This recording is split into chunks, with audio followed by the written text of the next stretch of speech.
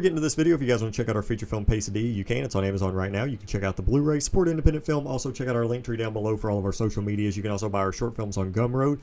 They're free. You pay whatever you want. It helps us make more projects. Also, follow our Rocky Top page. There'll be more news on that soon. But guys, we're talking about Warfare from Alex Garland and Ray Mendoza.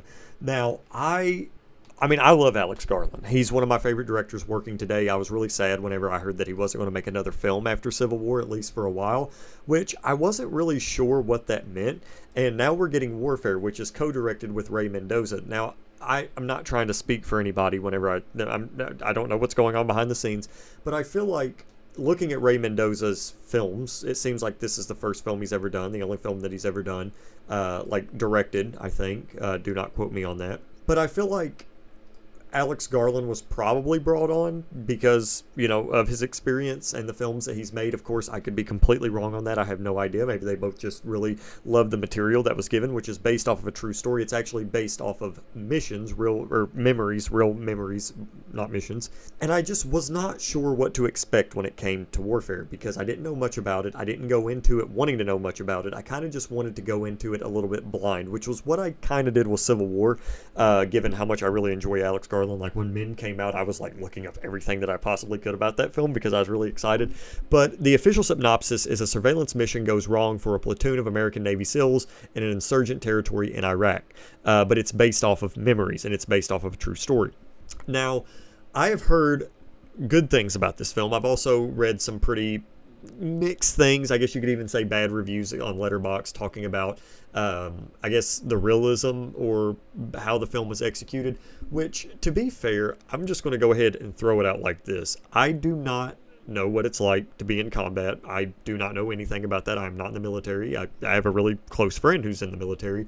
But when it comes, this is kind of my philosophy on the war film and whether or not people like it.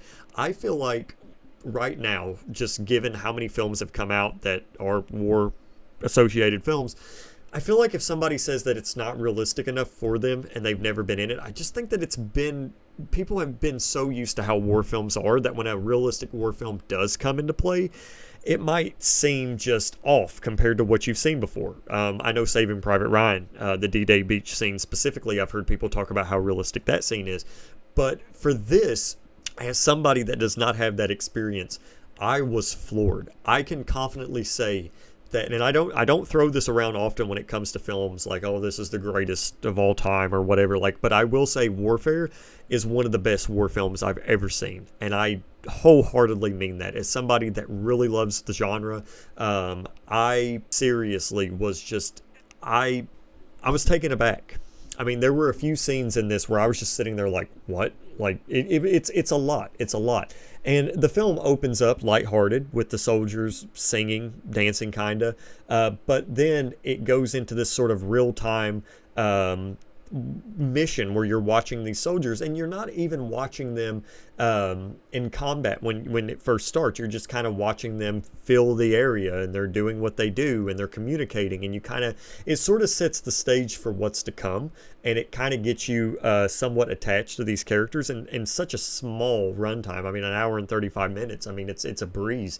And then it all just goes haywire. Some of the imagery in the film was very visceral. There was a specific scene, which I won't spoil anything, but it involved an explosion and the aftermath of the explosion. And I was just looking there like, who was it? Who was it? And I've not really been that invested in characters in this type of genre in a while, because most of the time there's a lot of theatrics when it comes to war films, as there should. I mean, they're movies. I mean, there's movies, but for films like this, to just take such a grounded approach, I don't know, there was something different about it. It was a war film that I feel like I've not seen before, and I can appreciate that a lot.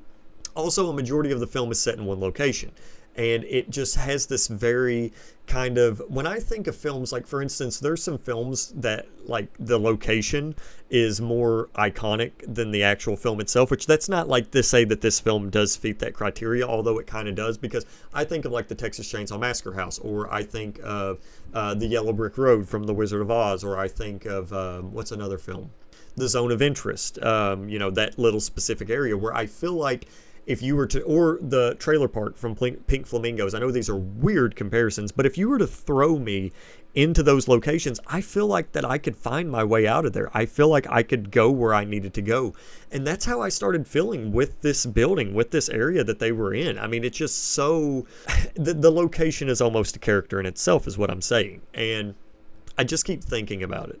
I don't want to say I enjoyed my time with the film because of its subject matter, but I would be lying if I said I didn't. I was very much so taken aback. I was very much so invested throughout the whole entire film. And it's got a great cast, too. I mean, you got Kit Connor, you got Will Poulter, you got Cosmo Jarvis, you got Joseph Quinn, if you like Stranger Things, Michael Gandolfini, you know, Tony Soprano's son, Charles Melton. I mean, there's so many good actors in this that I had to sort of think about for a second, and I was like, oh, wait, that's them. I've seen them in stuff before. And it's just, you can tell that they cared deeply about this subject matter. You could tell that, you know, they were wanting to help bring this story to life in the right way. So I cannot recommend this film enough. It's my favorite film of the year so far that I have seen. It is one of my favorite Alex Garland films. I don't know if I would say it's my favorite. Maybe. It's just where it's co-directed with Ray Mendoza. And Ray Mendoza does have the top director spot. I don't know. But it's definitely like worth your time. You should seek out Warfare. Warfare is so good. But anyway, guys, I hope you enjoyed this video. If you did, leave a thumbs up and maybe subscribe. Check out Warfare. Let me know what you thought of it down in the comments below if you've seen it. Also, follow our pages. Check us out. We'll see you next time.